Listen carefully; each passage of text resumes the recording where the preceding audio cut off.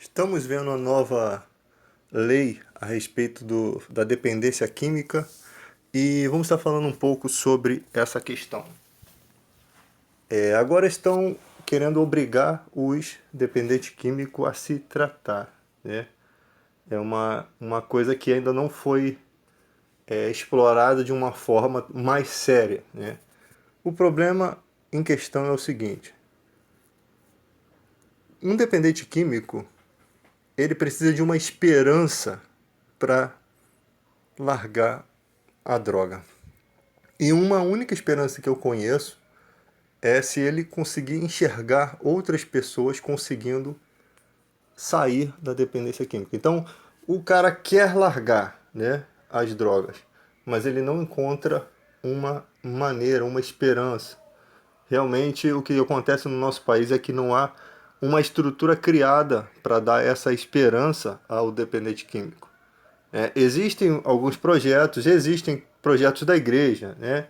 E quando se trata da questão, eu sendo evangélico, eu sei que Jesus pode libertar uma pessoa, eu sei que há poder para essa libertação, né?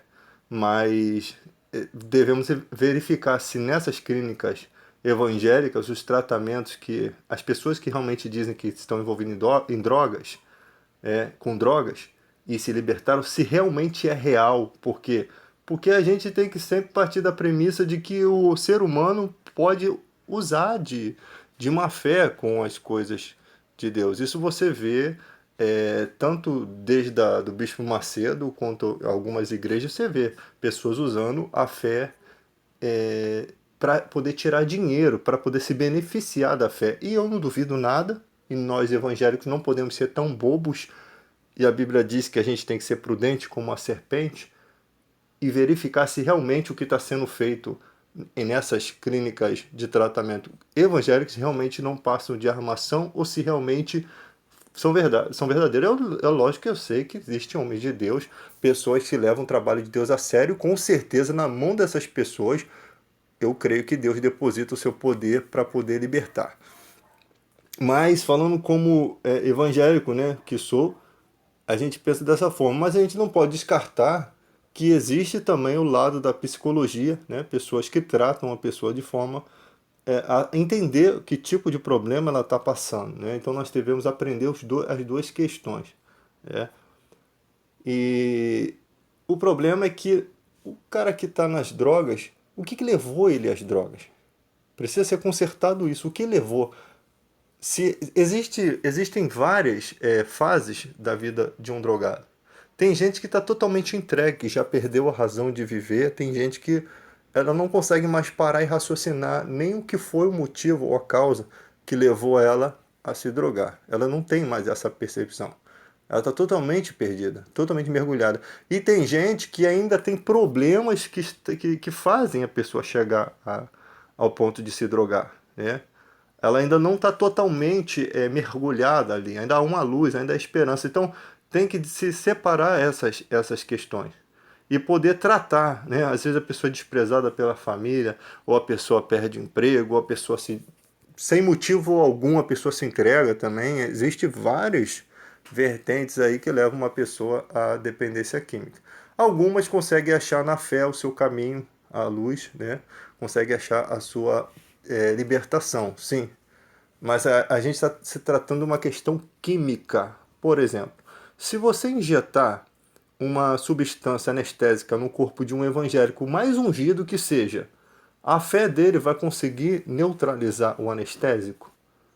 Eu sei que Deus tem poder, na época lá da Bíblia, na época de Paulo, eu sei que Jesus Cristo é o mesmo ontem, hoje e eternamente, né? E ele ainda age o seu poder. Na época que Paulo foi picado por uma serpente mortífera, Deus não permitiu com que aquela coisa mortífera que ele bebe, né?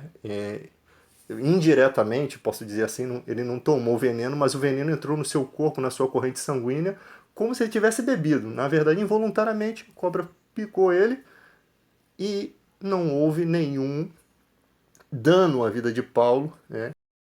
E por isso começaram a achar que Paulo era um deus.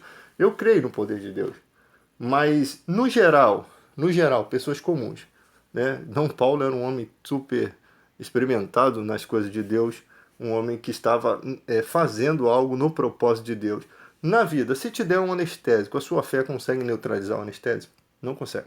Então, na vida de um ser humano comum, um cidadão comum, né, que está vivendo a sua vida comum do dia a dia, e até mesmo de uma pessoa de Deus. Se tomar anestesia, vai dormir, né? Não tem como.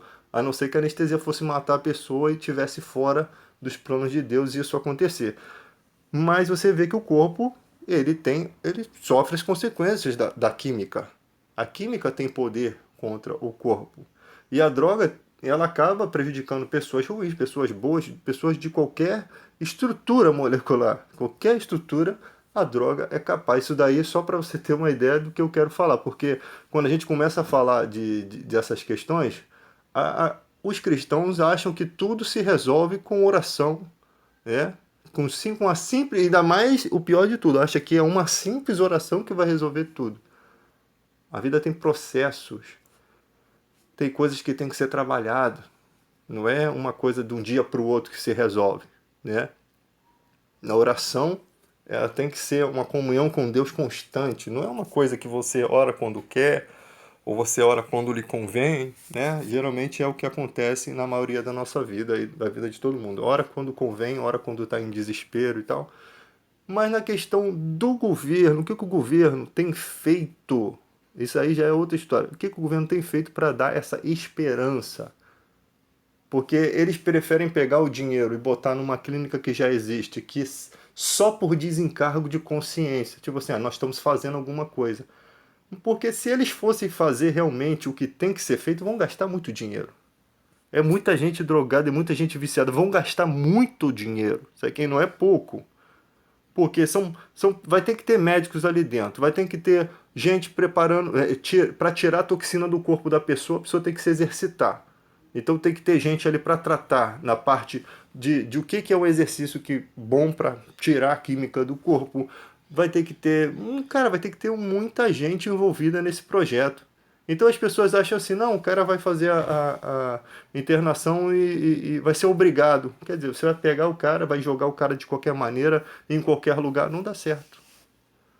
Aí vem os especialistas, que isso não dá certo, não sei o que lá, porque nunca tentaram da forma de estruturar, parar, vamos sentar aqui, o que precisa para se estruturar uma mega, não só uma, né, várias megas clínicas de tratamento para dependente químico. Você acha que vai chegar a esse ponto? Num país corrupto em que nós vivemos, que mal tem saúde. Por isso que eu falo, se a gente não briga pelos nossos direitos, a gente não consegue nem ter os direitos dos outros também. Porque quando a gente briga pelo direito dos outros, a gente está brigando pelo nosso próprio direito. Se a gente tivesse lutado lá atrás, os hospitais não estariam assim. Se a gente tivesse dado mais valor ao nosso voto. Mas o que está acontecendo hoje não tem desculpa. Antigamente poderia ter a desculpa assim. O cara fala assim, onde você estava? Aos 16 anos que o PT roubou o Brasil, eu estava o quê? Sem internet, sem entendimento de política, sem saber o que acontecia lá dentro, porque as mídias não noticiavam como noticiam hoje. Era aí que a gente estava. Só que agora nós estamos vendo, ainda não temos todo o poder, mas nós estamos vendo o que acontece lá dentro, as mordomias que os políticos têm. Nós estamos vendo, né? E muita gente está aceitando ainda políticos corruptos. Risque da sua lista o político que tem atos de corrupção. Eu não estou falando que o político vai ser perfeito, mas é tipo assim, cara, eu sou cristão. Eu tenho todas as minhas falhas, mas as minhas falhas só prejudicam a mim mesmo. As falhas que eu cometer vai prejudicar a minha vida em relação a Deus. Pode ser até escandaloso para as pessoas se eu cometer uma falha grave. Mas eu não vou falhar em questão de quê? De pregar uma falsa mensagem. Eu não vou falhar em pegar o dinheiro da igreja, explorar a fé das pessoas. Então as minhas falhas estão dentro do meu prejuízo. Não estou causando prejuízo de ninguém. O problema é que na política exatamente tem que ser igual. O cara pode ser arrogante, grosseiro, né? Não deve ser, mas o cara, ele faz coisas assim na vida que só prejudica ele. Agora, se ele não bota a mão no dinheiro público, se ele não rouba, se ele não investe o dinheiro de... Tipo assim, o cara investiu o dinheiro de forma errada, mas foi uma coisa assim... Não foi propositalmente, o cara errou. Mas o que você vê, não, o cara propositalmente investindo em coisas que não vai dar certo, para quê? Para poder lá na frente ganhar algum benefício com alguém. Então esses caras, eles mancham, porque eles pegam o dinheiro da saúde, eles pegam o dinheiro da educação e roubam esse dinheiro e dão na mão de empresas. Então esse tipo de político tem que ser riscado e as pessoas chamam esse tipo de político de mito. Então nós temos que exigir honestidade, transparência desse governo, entende? Porque se um político está preso ao coleguismo, né, aos amiguinhos, ele não vai conseguir fazer nada se o povo disser, não, esse caminho você está sem apoio. Então, a gente imagina, se eles não cuidam nem dos hospitais, de pessoas que estão lúcidas, eles vão cuidar de pessoas que estão doentes, quimicamente doentes, né? Se não há interesse nem de ajeitar os hospitais, de dar uma, uma melhorada aí pra gente, vai ter outros interesses. Então é tudo uma mentira, é tudo uma piada, né? Ah, a gente vai fazer isso, vai fazer aquilo, não vão fazer nada, eles não fazem nada. Você não vê, se o cara que quer fazer mesmo, ele vai e pega, ó, isso aqui é recursos para saúde, isso aqui é recursos para clínica de dependência química, eu vou estar liberando isso aqui, esses valores aqui, e vou pegar pessoas para poder estar observando se esse dinheiro vai tomar a direção certa. Porque às vezes o cara fala assim, vou liberar tantos milhões, aí já tem gente lá do partido já doido para pegar esse dinheiro, para desviar esse dinheiro. Então, para você ver, um país sério, você quer chamar alguém de mito? Um mito é aquele que estaria indo contra a corrente, não a favor dela. Mito seria aquele que falasse assim, a partir de hoje, a corrupção vai se tornar crime hediondo. Não vai ter mais moleza não, não vai ter colher de chá não. Porque olha onde o nosso país chegou. Olha onde o nosso país chegou. Nós estamos à beira de um caos. Nós estamos na beira do abismo. Se continuar do jeito que está, e o pior, sabe o que é? É que a solução na mentalidade deles é uma previdência, uma reforma da previdência suja, imunda, corrupta, que só vai gerar mais dinheiro, que é tipo assim, quando você está lá no fundo do poço, ainda vem alguém para pisar em cima de você. Então, você chamar uma pessoa de mito, seria uma pessoa que estaria nesse entendimento de neutralizar a corrupção, fazer uma reforma da Previdência, se necessária, de forma justa. E quando eu falo de forma justa, e quando você sabe que você está com a moral para dizer alguma coisa, você não fica fugindo de debate. Ninguém consegue confrontar os seus argumentos, afinal, contra a verdade não se há argumento, não se tem argumento, né? Eu tenho certeza que se a reforma da Previdência que eles estão propondo fosse algo justo, estaria, com certeza, estariam com toda a razão. Não teria tanta gente contra essa reforma. E o pior, que quando a gente fala que somos contra, as pessoas falam você é contra porque você é petista. É a coisa mais idiota que eu já vi. E é uma coisa hipócrita, porque essas pessoas ou não estão analisando os fatos, né? Estão de orelhada mesmo, gente que nem estudou os fatos, ou sabe dos fatos, mas preferem proteger o seu mito, né? Os seus mitos, do que ver a realidade. Por isso que eu fico pensando por que Deus permite o juízo sobre o Brasil, essa questão sobre o Brasil. Por que Deus está permitindo isso? Por conta da hipocrisia, cara. Só pode ser, cara, um país que aceita as coisas que o Bispo Macedo e que não estou falando de todas as igrejas, que eu sou evangélico, mas dessas igrejas que pregam o materialismo, né, a teologia da prosperidade na televisão, ganham rios de dinheiro as emissoras de televisão com isso. E eles também, um país que ainda aceita isso, que não tem cadeia para esses caras, que não tem. Que quando você vai pregar contra, parece que você é o bandido e não eles. É um país que merece um juízo. merece uma hora Deus falar assim, vocês têm que acordar para a vida, vocês têm que acordar para a realidade, né? E quando as pessoas debocham, grandes igrejas, pequenas igrejas, grandes negócios, eu fico feliz. Tem que debochar, porque Deus ri também dessas pessoas. Deus também ri, vai rir da desgraça deles no último dia, porque eles usam a fé das pessoas. Eles acabam com a vida de certas pessoas, prometendo uma fé, uma coisa ilusória. As pessoas dão tudo o que têm. Isso é um desassossego, uma perturbação na vida de muita gente. Pessoas que pegam as suas economias de uma vida, morrem doentes numa cama, enquanto os pastores preferem ficar com o dinheiro dessas pessoas. E que tipo de pessoas são essas? Você imagina, se você acha isso um nojento, você imagina Deus como é que vê isso? Como é que vê essas criaturas? São criaturas malignas, pessoas ruins. Porque, cara, é muito... É como se você pegasse um cara que estivesse doente e você fala assim, vem cá que eu vou te curar. E você botasse cocaína na ferida dele. Você colocasse veneno, chumbinho na ferida dele. Prometendo a cura, mas colocando mais sofrimento. Então, um país que tem esse tipo de coisa, com certeza, você vê as coisas que estão acontecendo nas igrejas, hino do Flamengo, do Vasco, seja que for, pessoas fazendo arminha dentro da igreja, é um desrespeito, outros dançando funk, é um desrespeito, cara, é um desrespeito absurdo. Perderam, para você ver que o nome de Deus na Bíblia, para os judeus, o nome é Eu Sou, né? Quando Jesus falou, você não crê que Eu Sou, tentaram apedrejar ele, porque ele estava se titulando Deus também.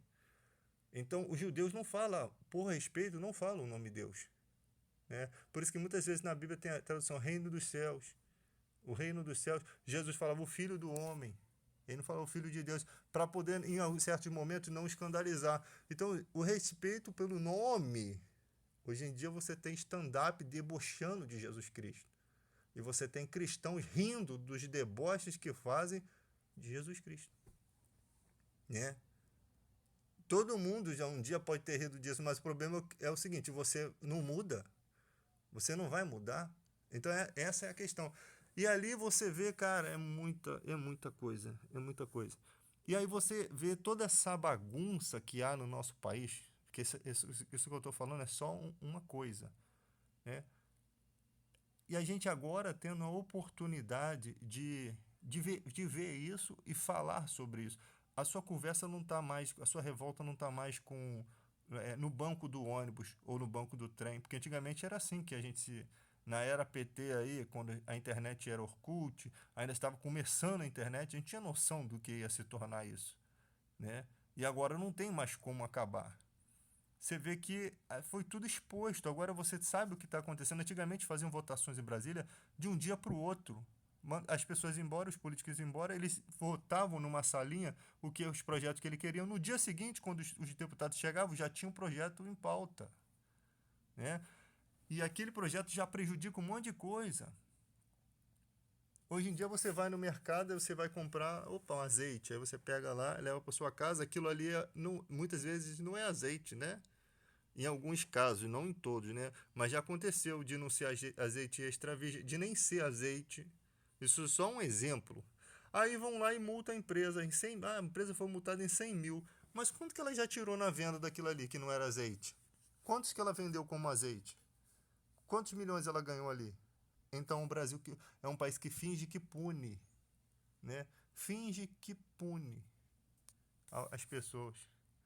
Aí vem outro, não, que esse óleo aqui é um óleo especial, é óleo de... Eu nem sabia que tinha óleo de algodão, é um óleo especial, que não sei o que, não sei o que lá, você gastou teu dinheiro todinho achando que aquilo era bom, depois de anos, se você descobre que aquela porcaria fazia mais mal do que o óleo comum de soja. Quem vai restituir o seu prejuízo? Mas alguém inventou uma palhaçada, não estou dizendo que tudo que se tem como mais caro é realmente ruim, não estou falando isso. Mas que tem coisas que simplesmente é feito para ganhar dinheiro. E você passa a vida toda seguindo essas coisas né? Gastando seu dinheiro, achando que está trazendo benefício para você. Aí o que acontece? Aquela empresa ganhou dinheiro, a multa não chega nem a 0,1% do lucro que eles tiveram e todo mundo saiu ganhando. É assim que funciona. É o sistema, cara. E aí você vê um monte de gente dependente química, né, dependente de droga, e as pessoas acham que simplesmente tirar elas na marra, na força, porque vai ter que ter violência nisso aí, né? Eu sei que uma pessoa que está drogada, totalmente entregue, ela não consegue sozinha, mas eu também não sei se isso vai mudar alguma coisa, né? Mas para você tirar uma pessoa da rua, você vai ter que ter uma atitude brusca para poder pegar ela e colocar ela dentro de um camburão, né? Porque se botar em alguma coisa vai quebrar tudo. Para poder levar até um lugar que será que vai ter o tratamento? Essa é a minha preocupação. Eu sou mais da ideia de que se faz a clínica, se aparata uma clínica, deu a todo aparato, e sabe quem vai ser a esperança do dependente químico? Quando ele vê que aquele cara que usava droga do lado dele, que estava compartilhando com ele as mesmas tristezas, sendo liberto. Aí sim já tem uma esperança. Aí sim pode se pensar, talvez, em ajudar alguém, né? Eu acho que quando a pessoa não quer é muito difícil. Eu não quero ajuda, quer dizer, ela nem sabe a sua própria vontade, eu sei, mas eu acho que o não querer, né, já é uma coisa terrível, é como se fosse uma entrega. O pior é aqueles que querem deixar e não têm esperança. Os que querem deixar as drogas e não sabem como, né? Então tem que ser não é uma coisa feita de qualquer hora, tem que ser estudado, tem que se aprender com essa situação, porque você um projeto que você vai fazer. Primeiro, se você der toda a estrutura de um projeto, você deu toda a estrutura, tem médicos, tem pessoas para te dar medicamento, tem toda a estrutura, você fez a sua parte. Se deu errado, não me importa, você fez a sua parte. Agora, você fazer as coisas de qualquer maneira, sem projeto, sem nada, para dizer que está fazendo alguma coisa, dificilmente vai dar certo. Ainda que dê certo, você não partiu do princípio de fazer a coisa honestamente. Tem que se investir, tem que se querer, tem que amar as pessoas. Você tem que olhar para o dependente químico e falar assim, cara, pô, não desejo essa vida nem pro meu pior inimigo. O cara tem que ter uma sensibilidade. Uma sensibilidade. Não é hipocritamente, não, gente. Não é demonstrar sensibilidade quando convém, quando tá com as câmeras apontadas para você. É muito fácil, né? É muito fácil você demonstrar solidariedade quando tá todo mundo te vendo, né? Um fariseu hipócrita. Agora, eu quero ver você realmente ter isso no teu coração. E isso é para você, o seu Bolsonaro, seu presidente. Eu quero ver isso vai partir de dentro do seu coração.